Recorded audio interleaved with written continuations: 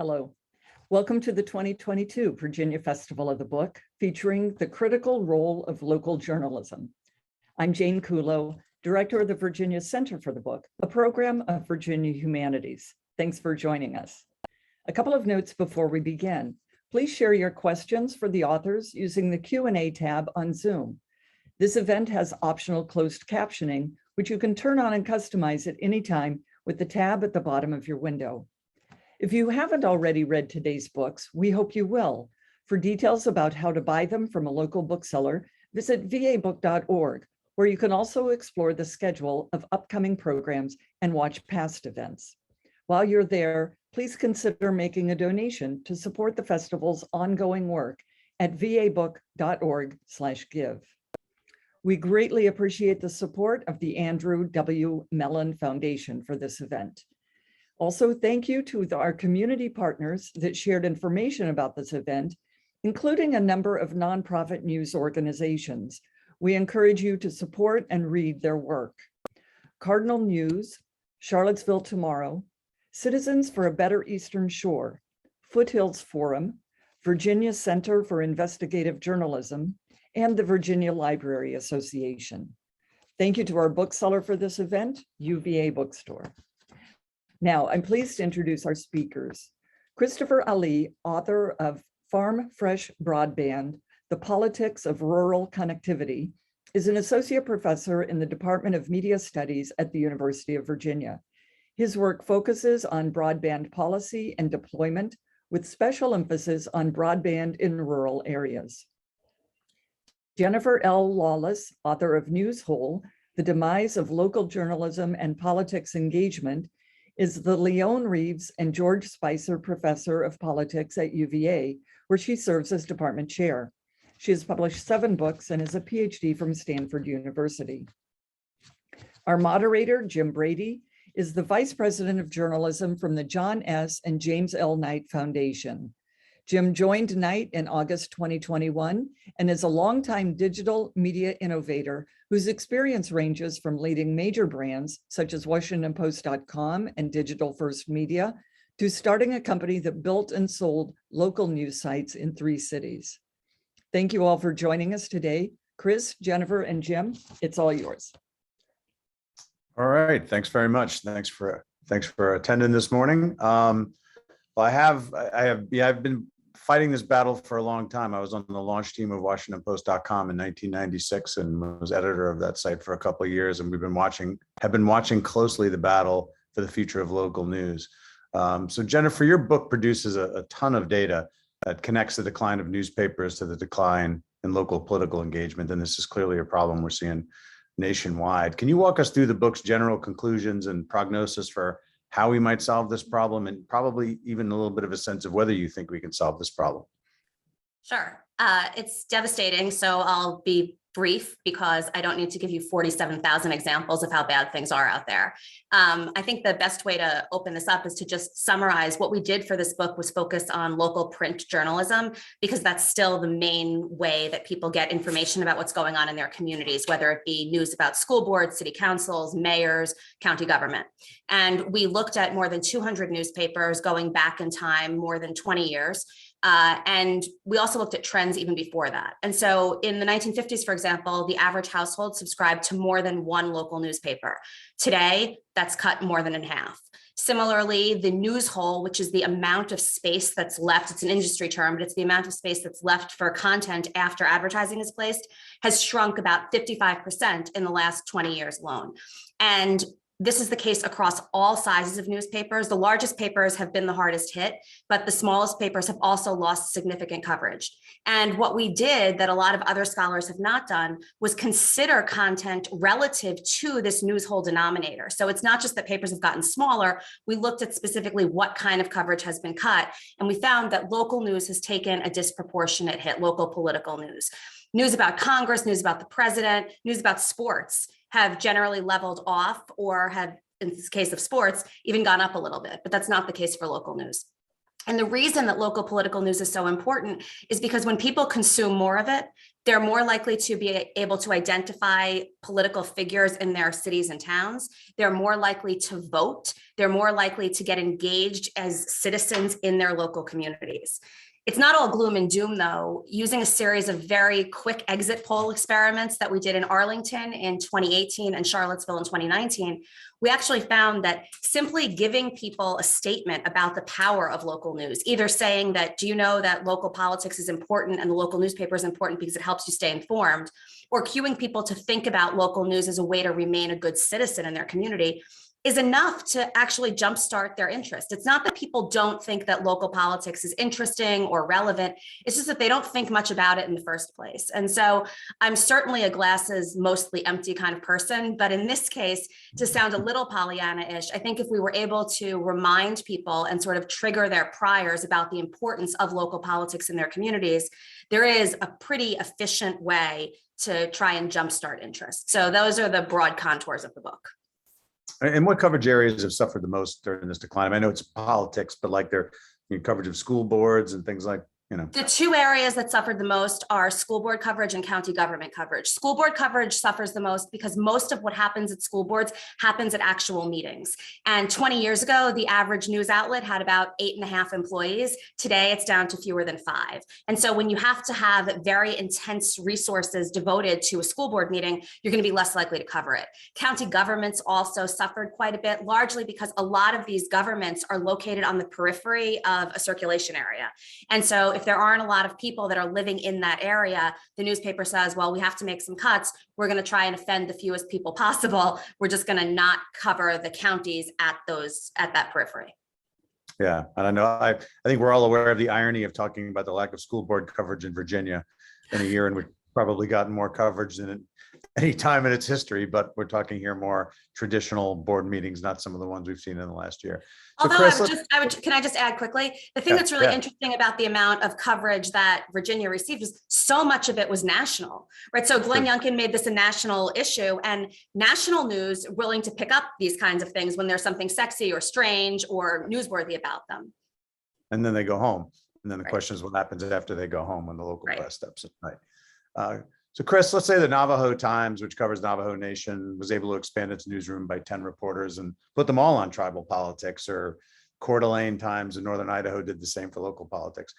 I think your book posits that doesn't entirely solve the problem that Jennifer laid out, because there are a lot of rural readers who wouldn't be able to access that information anyway.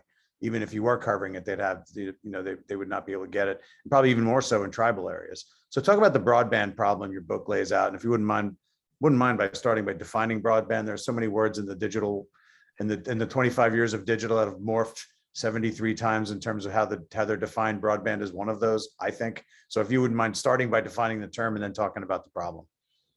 Yeah, absolutely. And just, to back up for a sec, I would be all for Navajo Times getting 10 more reporters. So let's try and make this happen. But broadband, you're absolutely right. Broadband is a jargony term that can mean a lot of things. Kind of colloquially, it means high-speed internet access, right? But the Federal Communications Commission defines broadband as an internet connection of 25 megabits per second download, 3 megabits per second upload. So what does that actually mean, in like our everyday experience?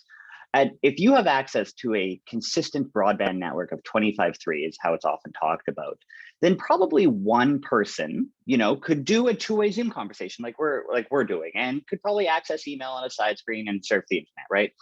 That speed, though, becomes incredibly challenging when you're living in a household of more than one. So for students living, in a dorm room, or fraternities and sororities for a family, where maybe you've got 2 parents working from home, and you've got kids attending virtual learning.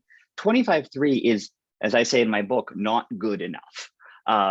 But so much of broadband policy in this country has been defined by just getting good enough something out there, particularly to rural and tribal areas. And the reason why my book focuses on rural communities is that these are the communities who are most likely not to have access to a broadband connection because of a lack of infrastructure. Now, there are many more Americans who lack broadband because they can't afford it.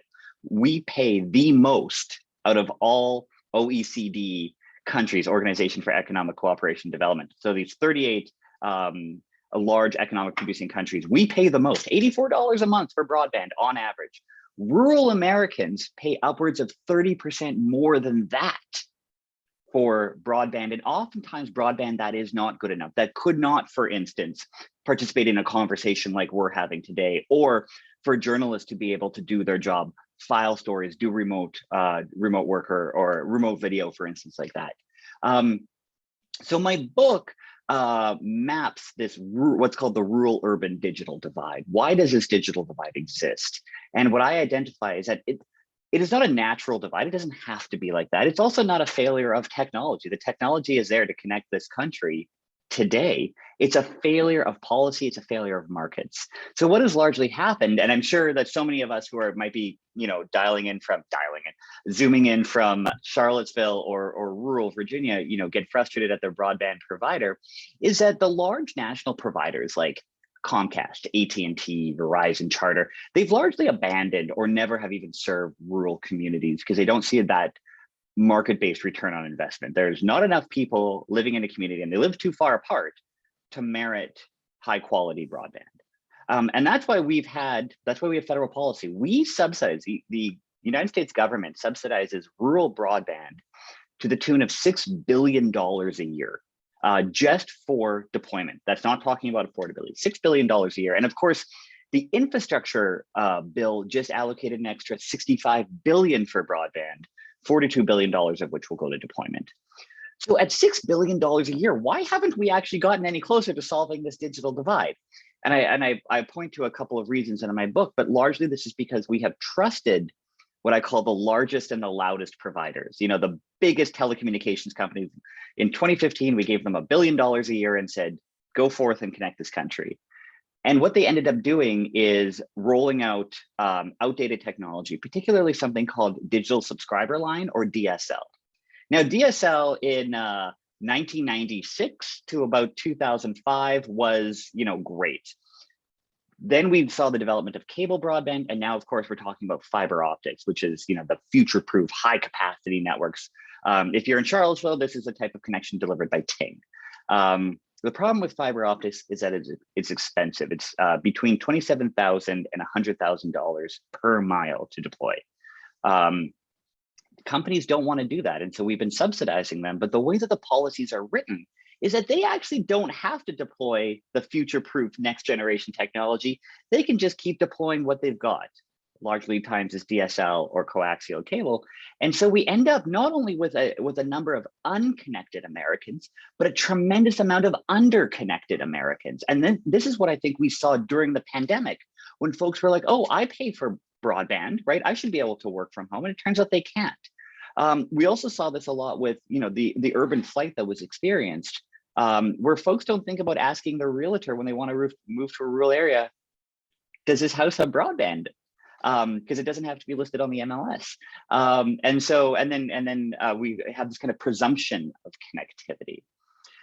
So what I eventually argue in the book, mapping all of these failures of broadband, and I should say actually, one of the major failures of broadband policy at the moment is that we actually don't know who is connected and who is underconnected. And this is actually bonkers. And the reason we don't know this is because the way the Federal Communications Commission maps broadband deployment in this country is that an internet service provider is expected to tell the FCC twice a year who they connect, except they don't have to report at the parcel level or the house level or the neighborhood level. They have to report at the census block level. Now, in a city like DC or Manhattan, a census block might be a couple of blocks, because it's defined by population, but in rural areas, it can be hundreds or thousands of square miles. The largest census block in America is in Alaska, and it's 8,500 square miles. So long as one building in the census block has broadband or can be connected to broadband within 10 business days, that entire census block is considered 100% served with broadband.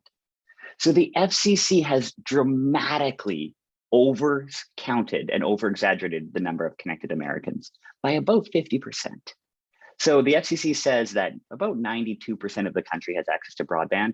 that number is probably more like 50% of the country has access to broadband. This is egregious. This is egregious, particularly in what we've learned about the importance of high-speed, affordable broadband during the pandemic. And so I propose a number of solutions in my book at the policy level, in particular, the need to obviously redo maps, and that's something the FCC is talking about right now, but also making sure that we have a clear form of leadership in broadband deployment. Right now, there are 3 agencies that kind of battle for regulatory control. You've got the Federal Communications Commission, you've got the Rural Utilities Service, which is a little known entity at USDA, and then you've got this organization called the National Telecommunications and Information Administration, the NTIA. So we've got a lot of cooks in the kitchen when it comes to broadband policy, and they don't talk to each other and they don't necessarily get along. Surprise, surprise in Washington, DC. But of course, the major problem as I see broadband policy, and this is what actually keeps me up at night when we're thinking about the infrastructure bill, is will history repeat itself and we will end up just funding the largest and the loudest providers instead of funding the local and regional cooperatives and telcos who have been the ones who are deploying fiber optics to their communities. It hasn't been the large providers. It's been particularly local telephone and electric cooperatives, but also local telcos as well. And they're the ones that we really need to be championing. So I argue in my book that local broadband is the best broadband because you have more accountability and you have more community commitment to the deployment of universal service. Great. Jennifer, in your book, you write, in many cases, journalists and reformers focus on what society would lose if local news disappeared, a strategy that may succeed in worrying consumers but fail to change their news habits. Do you have any sense of why those news habits haven't changed? I mean, it's not that there are any shortage of people talking about the decline of local news and the danger to its future, but it hasn't changed behavior a whole lot. I think, in terms of people paying membership, subscription, any sense of why those habits haven't changed? Is it just too much of a habit not to pay for news online? Well, I think it's a couple of things. The first is that political scientists and psychologists have long known that loss-framed arguments are just not that effective. People love negative news, but they don't love negative things to motivate them and their own behavior. And so we are often asking people to engage in really complicated cognitive tasks based on negativity to change their habits, right? So we're saying, imagine if the terrible thing happened in your community and the local newspaper wasn't there to cover it, wouldn't that be terrible? And you're like, wait a minute, how many negative things am I imagining and what is that going to make me do? Instead, we argue that reminding people about the positives that are associated with local news can actually facilitate their interest because the ingredients are already there. About 2/3 of people that we surveyed over the course of the last 5 years or so nationwide said that they thought that local politics was relevant. They thought that it was important. They thought that it affected their lives. Reminding them of that, reminding them that, reading the local newspaper is just as important as the other things that you would do for good citizenship is a way in a positive frame to suggest that they should get involved. The other thing that I would note here that's really important is there's this general assumption among a lot of people that, well, I'm not going to pay for online, I'm not going to pay for a subscription anymore because I can get this news elsewhere. And what we document is actually, no, you can't. So we also looked at TV networks, local news, local networks to find out if, as we've seen a decline in newspaper coverage, if local TV coverage of politics is going up. And it hasn't. It stayed about steady. So that's good news in that they're still offering some coverage. It hasn't gone down, but it's certainly not filling the void. And then we also looked at these hyper-local internet sites that are, purporting to cover local politics, and some of them do, but most of them don't, and about 80% of them are located in a very, very small set of urban areas. And so for the average person out there, if you're no longer subscribing to the local newspaper, you're not getting local news. Yeah. So let's imagine a future, the one that I think we see coming, which is a future that's far more video based, far more streaming based. You have the CNN Pluses coming, you've got TikTok, and yes, we can laugh at TikTok, but there are news organizations on there who think that's an important part of the future. This is a question for both of you because it affects both of the pieces.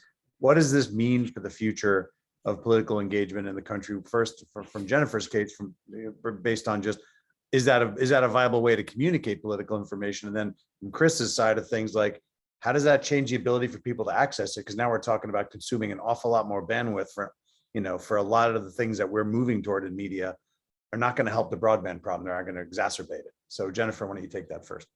I mean, so I think it's better than nothing, and I'd rather move in that direction than just see the complete decimation of the local newspaper environment. But what I will say is that as we've become a nation where we're able to select our news and we're able to select our echo chambers, it makes it very, very easy for political junkies to select what they want, and it makes it very easy for people who don't like politics to avoid it altogether. And so, to the extent that we are no longer flipping through a newspaper, whether it be online or in hand, and you're not happening upon news anymore, overall knowledge about what's going on in your community is going to decline. That said, at least those outlets would give political junkies an opportunity to find out what's going on locally, whereas right now they don't even have that option.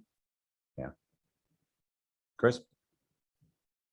Yeah, I mean, this is a great question, and I kind of have two answers to this. One is, I think what we're seeing and what we need to start building is coalitions around broadband deployment. I think that every industry, every organization has a stake in this. And I think one thing we're seeing now are different unexpected actors coming to the fore and saying, hey, you know what, our constituencies need broadband access just as much as another one does. We see this with farmers, for instance. We see this with first responders, for instance.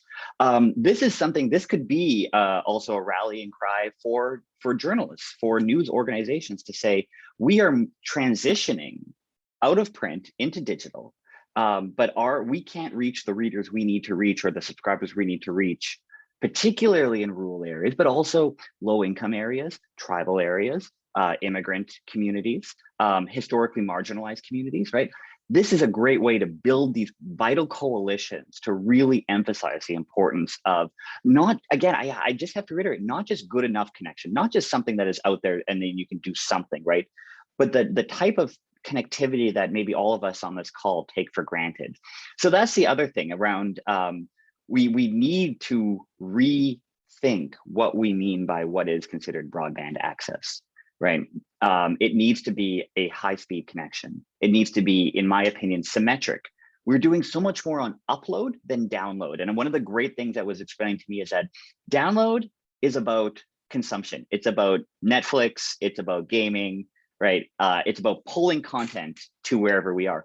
Upload is about production, right? And for a journalist, that would mean filing stories, right? For a business, that means uploading documents. For us here, we need as much upload as download so that we can maintain this connection as we're all speaking, because we're all at home or we're not together. So we need to be pushing our policymakers to think about not just good enough broadband, but what my friend and colleague Jonathan Salat calls high performance broadband. And that also includes connectivity, or sorry, not affordability. We need to make sure that everybody has affordable access to what is no longer, and hasn't been for a long time. This is not a luxury, right? This is a need, this is a necessity. Some have called it a right, others have called it a utility. The United Nations has said that internet access during the pandemic is nothing short of a matter of life and death. We know from various studies that those with high-speed affordable broadband at home were more likely to social distance than those without. We know that you need to be able to book a COVID vaccine online. How do you do your online shopping that we all took for granted? I mean, so when we think about these things, it's even more than just wires in the ground and affordability, it's also the skill set. So this is where I really think, like when we think about news literacy, and we can also be thinking simultaneously about digital literacy, this kind of training that's involved. And journalistic organizations, news organizations have a tremendous voice that they can use to join this coalition around broadband. So that's like kind of the two answers I would say to this move to more high bandwidth intensive activity, is one, building these coalitions among stakeholders that maybe didn't realize they were stakeholders in broadband policy, but then also really pushing on policymakers to raise that definition of broadband such that we're not thinking about the definition as it was in 2010, but we're thinking about our needs and usage in 2030. That's the type of connectivity that we need. And that's what we've been lacking in the entire history of broadband deployment in this country. Yeah, and it's funny too. Every year I post the WashingtonPost.com launch page from 1996, and every year there's always a snarky comment about why was there only one photo on the page? It's an ugly page, and people like me who've been around a long time remember that one picture took 30 seconds to download. Yeah, It's just, we couldn't put more pictures on the page because we wanted to put the story. The page would take 5 minutes to load if we put 5 pictures on there. But a lot of younger news consumers have no recollection of that world, and everything that doesn't come immediately is sort of a problem, is a technical problem. And we all know from history, the patience people have with a page load is zero. If the page doesn't load within a second or two, they're gone. And so there's a technical aspect to consuming news now that is a little bit different than the pre-internet age, where the news, the newspaper might end up in your bushes. That wasn't much of a technical problem, as you would have the paper might show up late or not end up right on your doorstep. But if you got it, everything was in it, and you would be able to access everything in it. So I don't know, Jennifer, was there any? I don't know how much indexing you did of age, but did you get any sense of how younger readers felt differently on this topic, or was there any? They clearly were not reading newspapers. What other differences did you see generationally? Yeah, so I mean, this is part of the reason that the sky really is falling, because when we look at generational replacement, if we think that what we've seen up until now is bad, forget it. Like, young people not only are not reading hard copies of papers, but the idea of paying for news is so counter to everything that they believe in. We had one reporter say, I just don't get it. They'll pay $8.99 for, a mocha frappe and stand in line for an hour and a half to get it.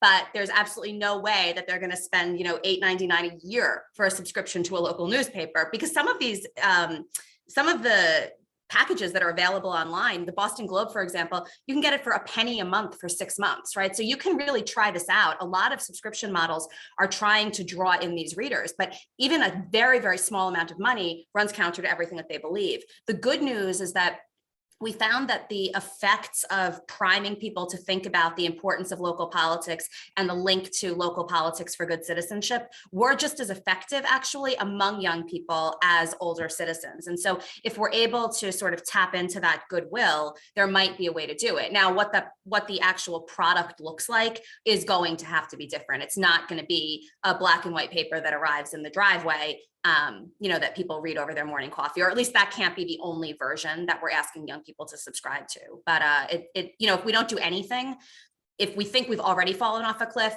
we haven't seen anything yet. Yeah.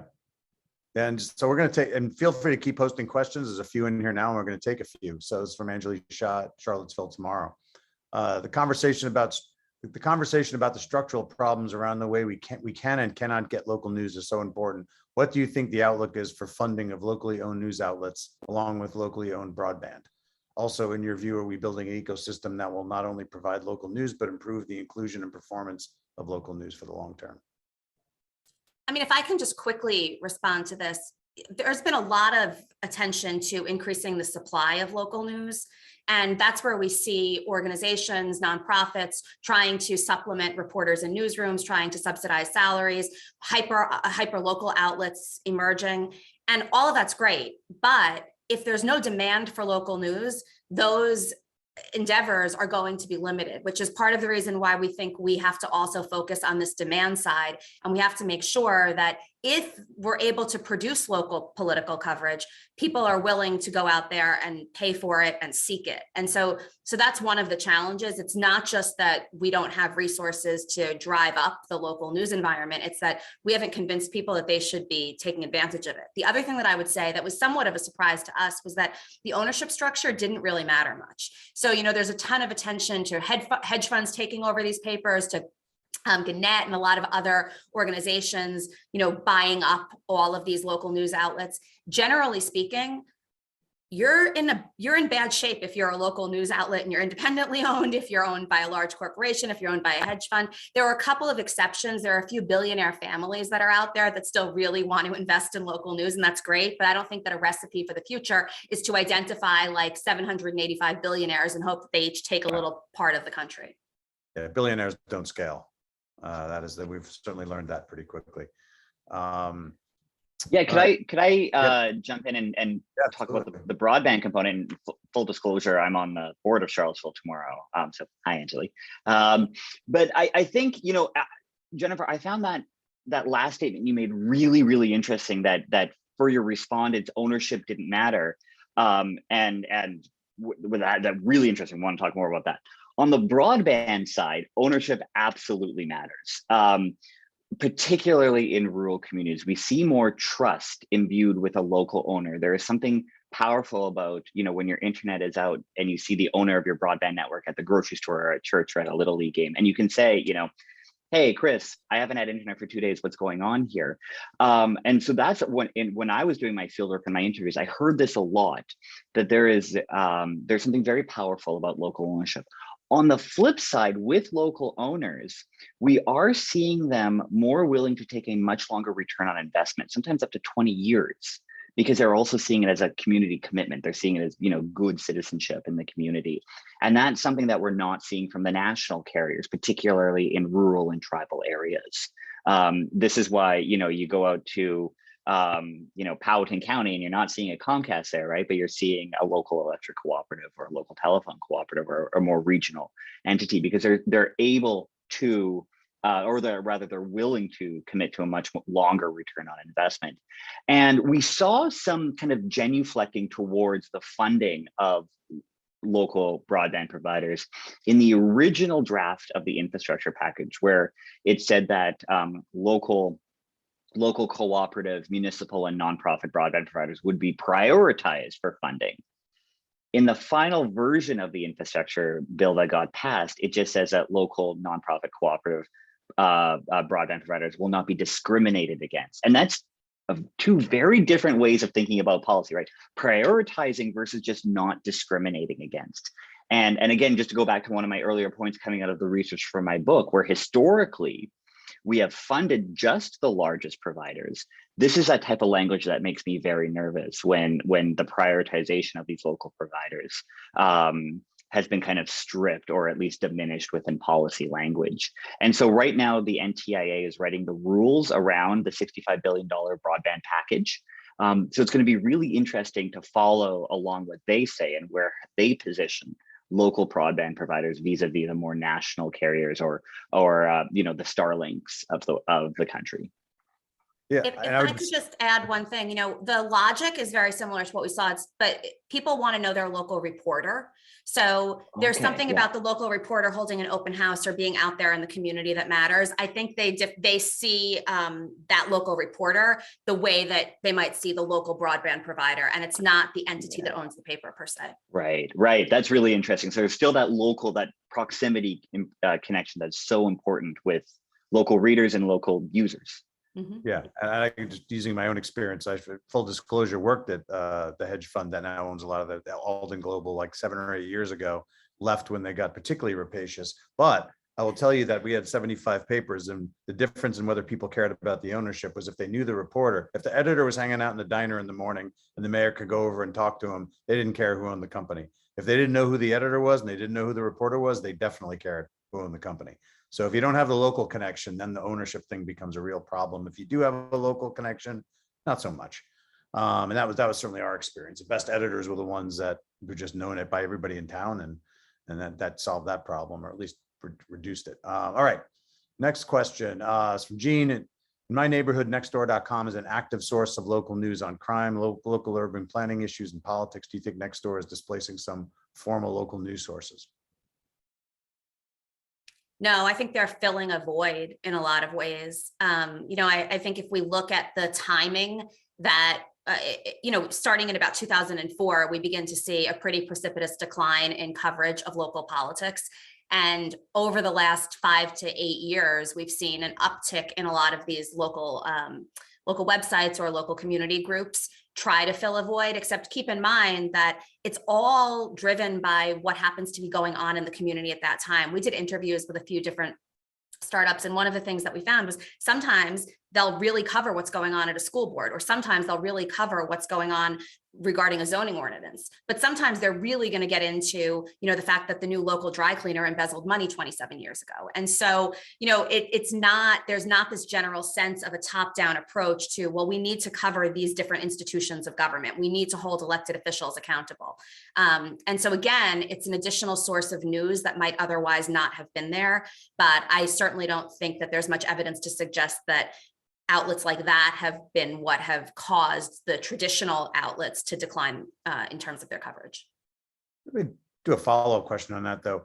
As someone who's been in the newspaper business for a good chunk of the last 25 years, all on the digital side pretty much, but I do feel like one of the problems, Jennifer, you just mentioned reporters going out into the community and going to a coffee shop and like meeting with, like, a lot of newspapers didn't do that for a long time. That was not something your average print newspaper did. They sort of, I would argue, wanted to be of the people, but not really with them. So, you know, how much do you think that has contributed to some of the challenges they have, both in how much people are reading how much they're reading their journalism, and how much they're willing to pay for it? Do you think a lack of connection between the organization and the community is a problem? I think, again, that's probably generational as well. I don't think that baby boomers expect to see the editor of the local newspaper at the grocery store. That's not the news that they grew up with. That's not how they saw it produced. I think younger people feel like they should be able to pick up the phone and call Joe Biden. So, you know, in a case like that, yeah, like they expect to see and they expect direct access. You know, one thing that's kind of interesting on this front is that when we did interviews with several dozen reporters at different size newspapers, some who had been there for a year, some who had been at papers for 30 years. And what we found was that the younger journalists are really Jacks and Jills of all trades now. So they are out there in the community, they're writing the stories, they're filming their own clips for video, they're tweeting, they're making sure that there's a social media audience. Several of them said they're also laying out the obituaries, right? Like it's gotten to the point now where, you know, 80% of your time you're doing local news reporting and the other 20% you're pitching in to do whatever your newsroom can no longer afford to hire somebody to do. And so it might be the case that we're seeing a more nimble newsroom. You know, whether that's going to be adequate to provide the kind of coverage that we need moving forward is an open question, but there is certainly a generational shift, not only in terms of what readers want, but in what reporters are able to produce. Because you want to tackle that one at all, or move to the next question? No, I'm happy to move to the next question. Yeah. Okay. So it's from Michael Johnston. Do you see an emergence of an informal, amateur, lo-fi local news where residents cover local events through social media, TikTok, Snapchat, Facebook, Twitter, YouTube, et cetera, or even just homemade flyers, newspapers? Could I jump in quickly just mention a study I've recently completed with doctoral candidate Nicholas Matthews at the University of Minnesota. And we went down to a county in Virginia that we identified as both a news desert and a broadband desert. So one of our questions is, where do people get local news and information when they do not have access to any local source of news and also do not have access to the internet? And one of the things that we found, and this kind of like harkens back to old school media studies, is the Dollar General became a place for the sharing of local news and information. And folks would hang out there. Now, unfortunately, we did this study during COVID, so everything was done by phone interview. But this struck me as something really important, and maybe connects loosely to Jennifer's thoughts on developing the demand for news and information. Is there was this kind of informal gossipy network that goes on. The other thing we saw, at least in this particular county, is that folks who had broadband connectivity became these opinion leaders. They became the people that others would go to get news and information because they had access to the quote unquote outside world. And this became really interesting to us, both the kind of, as Michael said, the lo-fi types of information sharing, the great good places, right, including the Dollar General, but then also the reliance on those few who had an internet connection or who could afford it, because it's very, very expensive in this county when you could get it, became these kind of gatekeepers to news and information, particularly local news and information. So yeah, two interesting additions. So yes, I think to the answer to Michael's question is that, at least in my limited studies on this intersection, we have seen the development of these DIY kind of local news channels. Okay. Another question from Larry Bingham. Curious what panelists think about the gotcha investigative approach that many shrunken newsrooms go to instead of doing more substantial, nuanced reporting. Totally understand the connection to staff resources, but wondering if this style of reporting actually makes communities better. Is there harm in skimming the surface journalism? we talked to a lot of reporters about this. I should note that we tracked the volume of coverage. We didn't track the substance of coverage. That will be a project for another 20 years. But generally, we had reporters tell us two different stories. So there are a group out there who believe that it's better to skim the surface and at least provide a broad overview for a broader set of topics. And then there are other papers where editors believe that there's no way that they can do that effectively. So instead, they're going to focus on investigative journalism. And maybe that's going to mean one story every couple of weeks beyond a few little blips about other things, but at least they're providing that kind of information.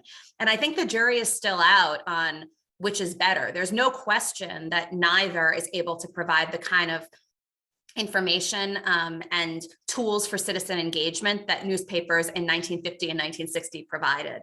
And I also think that some of it comes down to the geographic location and the size of the outlet. And so, if it's impossible for you to, if you're a rural paper and you have a huge circulation area, and it's actually impossible for you to cover everything, the best you can do might be to do an investigative story that affects the most people possible in that area. If you're a big city paper, providing 10 little pieces every day about relatively surface reporting might actually be a better service that you're providing to your readers. Well, and I think we're trying to figure out what the journalism business is too. I mean, because I would argue that newspapers weren't really in the journalism business; they were in the distribution business. And now we have to figure out what that business is when we're not carrying all that advertising that's landing on 400,000 doorsteps every day. It's a very different business that we're still trying to figure out, and that's why you're seeing the rise of nonprofits. A lot of people have done investigative journalism aggressively, say there's no possible way that this is a for-profit model that can work. And so you're starting to see a lot of changes in tax status and models, but we haven't figured it out yet. So Chris, you were going to jump in. Yeah, just makes me think about the gotcha question in particular, about some early studies that I did on the future of small town newspapers. And one of the things that we found, and this was with Damian Radcliffe at the University of Oregon, is we ended up saying that local journalism is a different beast in terms of what readers want out of the local journalist. And yes, they want the watchdog, but they also want the good neighbor. And that comes from a study in the 90s as well. And we found that it held true, right? That local journalism plays as much as a check on the powerful as it does in championing the community. So it's not a great answer to the question about gotcha journalism, but it does, it did make me kind of think about what is it that readers want out of their local news. And I don't think, as much as maybe it is gravitating towards gotcha journalism, I do think that local news and local newspapers are doing something different, that it is a different form of journalism than what we might see at a national provider, certainly cable networks, right? That's where the gotcha is certainly endemic. But I still believe local journalism is a different beast. Jennifer, you were going to say something, and Yeah, I mean, I would say that the other piece of this that's really important is that at least still today, local journalism is seen through not as partisan a lens as national journalism. Now, the trend line is toward partisanship. So we might be in this place for not very long, but this is an opportunity where any reforms that could try and generate or heighten demand for local political news, whether it be in print, digitally, whatever, don't have to account for the fact that people don't trust local journalists or don't trust local news. And so that's consistent with the good neighbor story.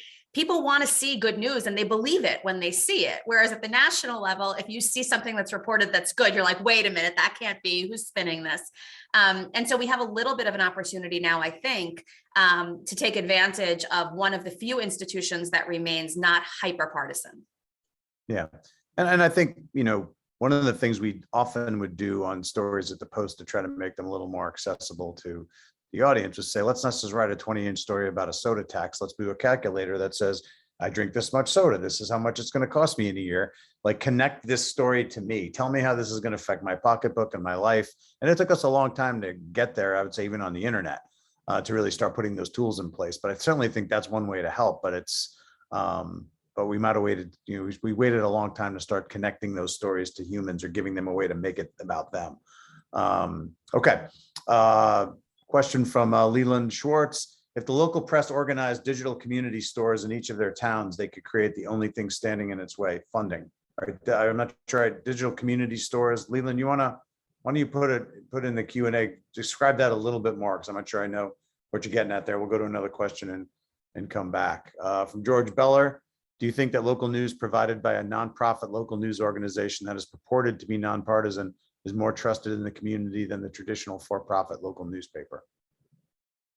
Well, I mean, I was already alluding to this. At this point, we're still in a position where local newspapers are pretty well trusted and there aren't big partisan gaps. Now, ironically, part of the reason local newspapers are trusted is because they hardly cover anything anymore. So it's hard to see sort of, a lot of partisan reporting when the overall amount of reporting has gone down very, very significantly.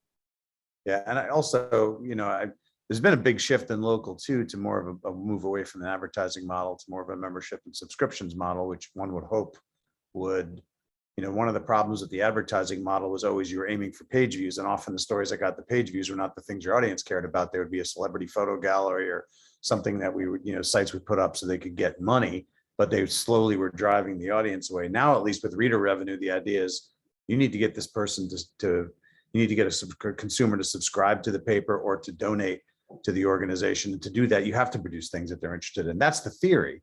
Now, whether it's going to work, I think it's still unclear. Jennifer, did you deal a lot with other models? Like, did you get a sense of whether those models are working? Whether the shift to reader revenue is making coverage any better?